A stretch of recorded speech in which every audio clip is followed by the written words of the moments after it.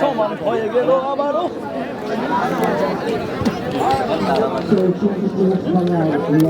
এখন মারবেন চিরানের গুলশান এফসির পক্ষ থেকে 2 নম্বর পরিণত সুন্দর এবং নির্ভয় মারছেন সুন্দর করে গোল কিক হয়ে গেল, গোল হয়ে গেল, গোল সংখ্যা 2-1।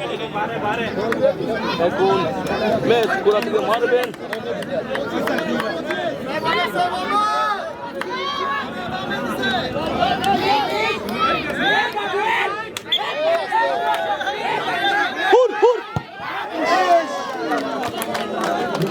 সমান সমান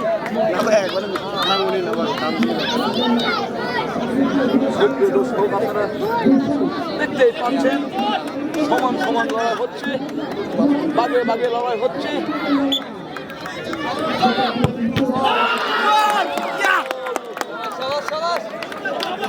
এত সুন্দর শেপ করে গোলটি আটকাতে পারলো না, গোল চলে গেল।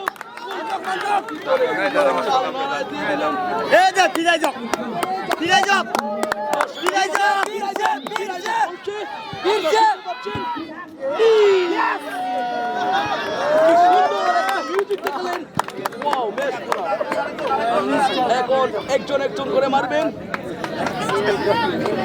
গুলশান এফসি থেকে মারবেন রাহুল। আপনারা বিভিন্ন জায়গায় রাহুল খেলে থাকেন। আর একটু লেগে গোল হওয়া দেখে দেখে বুঝতে পারছি মনে হয় যেটার সম্ভাবনা গুলশান এফসি থেকে বেশি কম থাকছে, কারণ যেভাবে গোল করছে দেখতে পাচ্ছি মনে হয় গুলশান এফসি থেকে বাক্যটা তুলে যাচ্ছে। সুপ্রিয় দর্শক, এখন মারবেন ম্যাচ করার